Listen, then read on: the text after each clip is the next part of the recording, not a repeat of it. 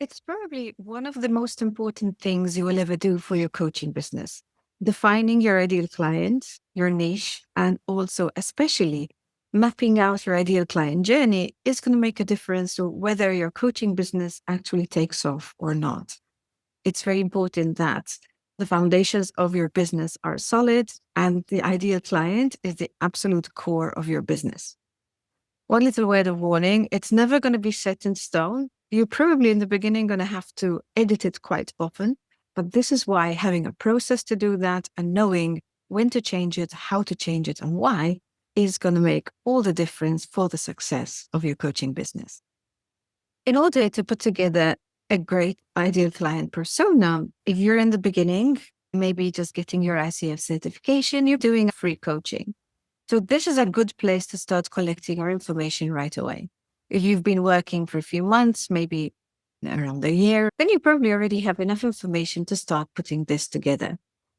If you're completely lost because you haven't worked with anyone, one of the things you can do is find people who you think would be the kind of people you may want to work with. And you can also take them out for a coffee.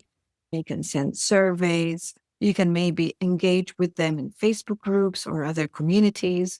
So there are other ways of getting this information. This is something I work with my clients on quite a lot. I have clients who are in the very beginning, and it does help a lot if you find a way of collecting this information as easily as possible.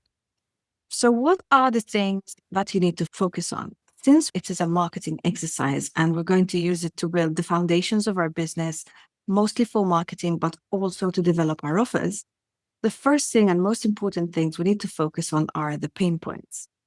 Now, pain points can be a little bit tricky in the sense that pain points are something that the ideal client themselves may not necessarily understand very well. So this is where we need to be very careful, because the journey needs to start from the very first place where they start feeling the discomfort and go all the way to the point where they would buy your offer or coaching program or membership site or maybe even digital product. So the whole journey starts off with this pain. Now, the pain might start off as a little bit of a sort of not urgent and maybe a soft pain. So we're not talking about something that they need to do something about immediately. However, they may go online and start consuming content about that. So that is going to be the initial stage. What we want to build for the marketing is a step-by-step process where people come in through their pain points and they stay with us and they understand themselves better as they go through the natural development of their pain points and struggles in whatever they're doing. Let's take an example. Let's say you're a life coach and you help people shift their career. So maybe they want to change industry completely. You help them reinvent themselves. So as a career/life coach, the first pain point you're going to be looking at here is a discomfort with the status quo, a discomfort with the current situation, a certain level of unhappiness with their job, maybe with their private life as well. Maybe it's a particular phase of their lives. Maybe it's midlife crisis. Maybe they've just finished their education, but they're not inspired by what they graduated in. So it could be a number of things. What we want to see here is that as time passes, the pain point becomes bigger and stronger, and it becomes a proper struggle. So this kind of light pain becomes a struggle where every day feels difficult. And this is the ascension of pain that we need to look at. In order for the client to buy, they need to come to a point where the pain and the struggle are so strong that they are willing to basically pay to actually make this pain go away. That is why it's very important that we know how this develops, because we need to be able to put ourselves in their shoes or work with them as much as we can so that we can really understand the way the struggles happen. Now, obviously, this is very logical because a lot of the content we see on social media, on blogs, on YouTube, is based on our client struggles, on our client pain points. So this is a very natural way. What maybe some people don't really give enough attention to also is that our ideal client actually has blind spots. And these blind spots might mean that they're actually thinking that the cause of their struggle or their pain point is coming from somewhere else. So this means that our content also needs to have a certain level of education, in the sense that we need to educate the clients about their blind spots. So I'll give you an example. If maybe I am having relationship issues and I feel that the problem is, I don't know, my partner is not doing enough around the house. This might be a blind spot, in the sense that this might be happening because there are a lot of other things bubbling under the surface.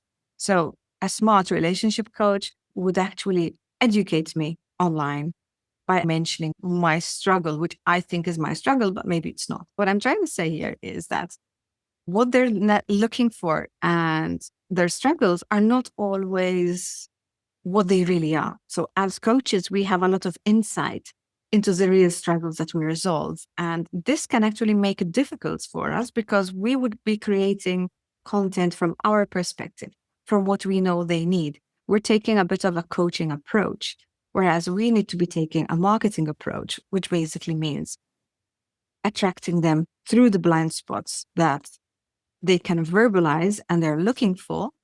But then we educate them about what they really need, which is, of course, our services. Another important thing to actually map out are their objections. So what reasons do they have not to buy? This is very important that you put this in your marketing, in your educational videos, because people need to understand what the objections are about, and why these objections may not be a good reason to not purchase or to not go ahead with what they desire ultimately. Which actually brings me to another important part of your ideal client persona, which is the desires.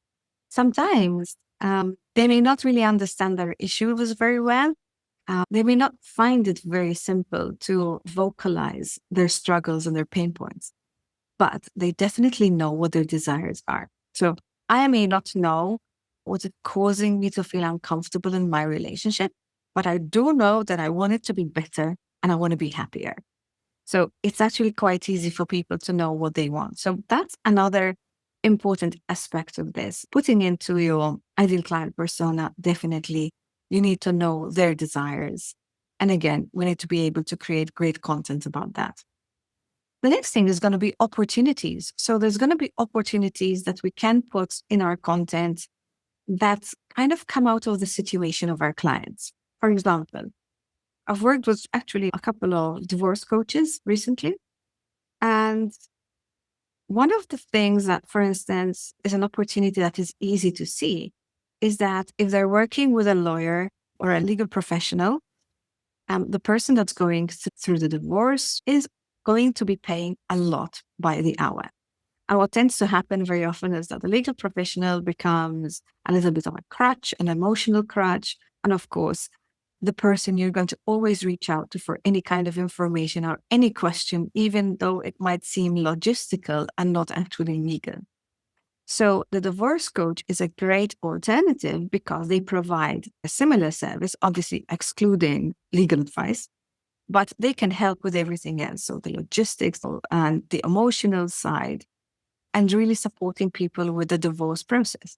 And what this does is it gives the client or the potential client the opportunity to actually get that support for a lot less. And also it provides the legal professional with an opportunity to actually refer people to a divorce coach, because they don't really want to do the emotional work, right? That's not what they're in the business for.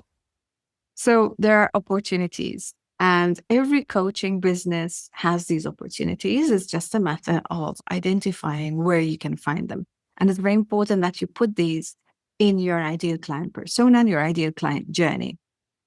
One of the things I love to do, because it's extremely effective, is to then take a look and not just create a persona which is descriptive, but actually go through the whole journey, almost in a story manner, that the person is going to go through. Because this is going to give you a really great overview of how they're feeling at every stage of the journey. And it's going to help you know what to write know what videos to create. It's going to help you know what content they want and also what offers they need at the different stages of the journey, because someone who's just beginning to feel the pain points may need a very different offer to someone who has been with this issue for a long time and now really needs to go deep and clear the struggle. So it's going to be a little bit of a different offer at the different stages. And of course, you want to make sure that they grow with you and that you can upsell people naturally from one program to the next. Okay, so those were all the tips I had for you today. If you want to talk about this further, this is an exercise that I do with my clients. I'm going to put the link in the description and you can actually connect with me for a call if you'd like that. And we can talk about how we can work together and how I can support you. Of course, I also have a lot of resources. I'm going to add some links where you can actually read further about this on my blog. And you can also listen to the podcast, which contains deeper, longer content than this. And of course, if you want to leave a comment or you have a small question, feel free to just pop them under this video and I'll be really happy to answer your questions.